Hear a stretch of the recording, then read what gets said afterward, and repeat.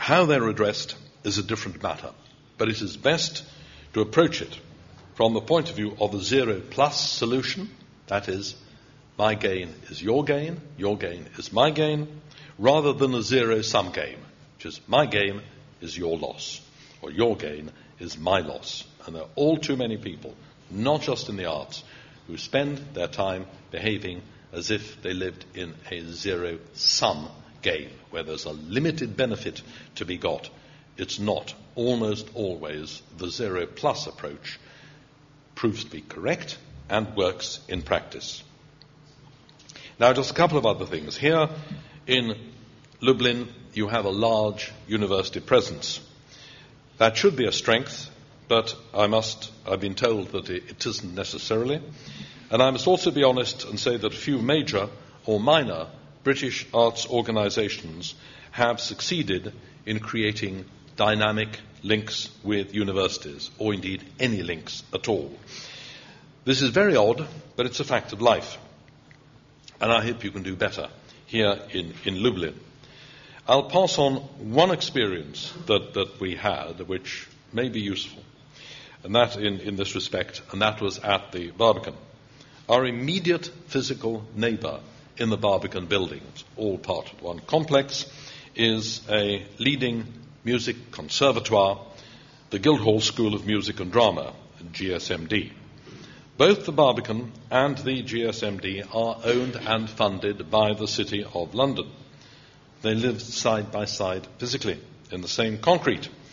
They both work in the fields of music, opera, theatre, and lyric theatre. For years, we sat side by side, being perfectly polite to one another, saying good morning and good evening, but in practical terms ignored one another. After all, we were the arts, they were higher education, and that's different. And they said exactly the same thing in return. Now, after 4 years of cooperation, the two organisations have got shared finance, human relations and education departments. With the London Symphony Orchestra, they are developing an entirely new centre for the orchestra. The Barbican uses the GSMD's theatre to present productions. GSMD students perform in the Barbican Concert Hall.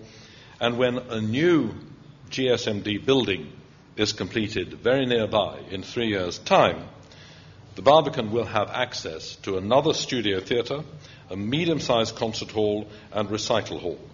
And so together, those facilities on one site, that will mean there are 3 concert halls, 4 theatres, at least that, and they will be run in a cooperative way. And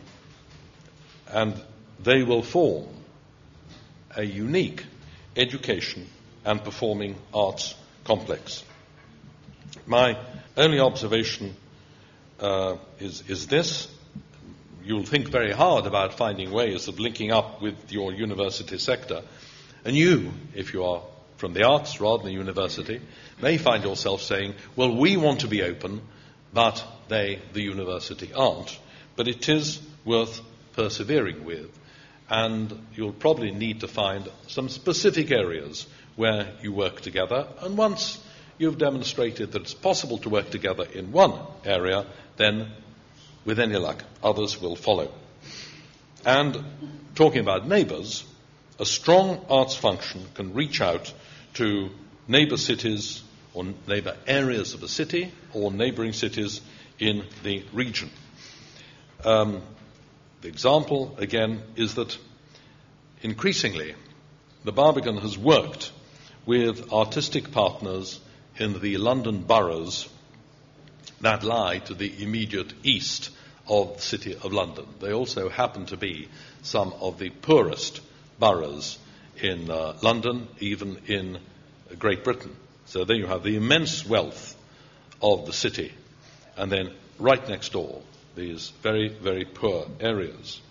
But the Barbican has found ways of working with the arts organisations in the East, and the result has been some very, very constructive cooperations, because you can reach out artistically to neighbouring boroughs, neighbouring towns and cities, and this has artistic, commercial and political consequences and creates further opportunities and enriches the work that the arts organisation can do.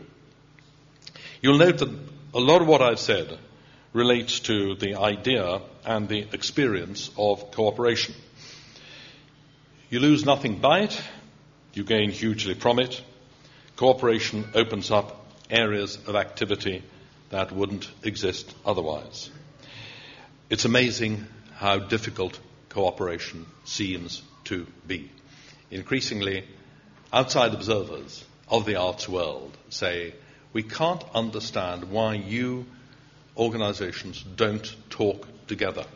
The answer, or work together, and the answer almost always is, because we're independent.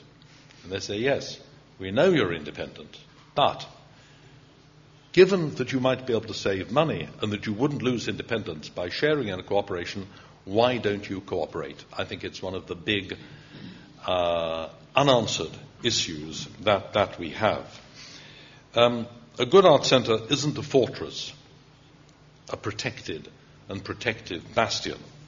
We spent more than a decade making the fortress-like buildings of the Barbican, which was after all the Roman fortress, open to people, to influences, to ideas, to activity. But the effort was well spent. So, where might this leave Lublin? What a wonderful opportunity you have. Creating a strong artistic personality and identity for a city that will yield real benefits. They're the instrumental ones, the economic ones, and so on and so forth. But the sense of well-being that the city possesses. There's a lot of evidence to suggest that cities which have a strong arts presence are actually healthier cities to live in. And we're far more sensitive nowadays about measuring the consequences of public activity, because these are public actions, the arts, in terms of their contribution to human and civic happiness. And that seems to me, from the outside, to be an important part of the reasons that you no doubt have for wishing to become European City of Culture. I can only wish you all the very best in your campaign and hope that maybe a few of the observations I have made tonight might help you a little bit to win. Thank you very much.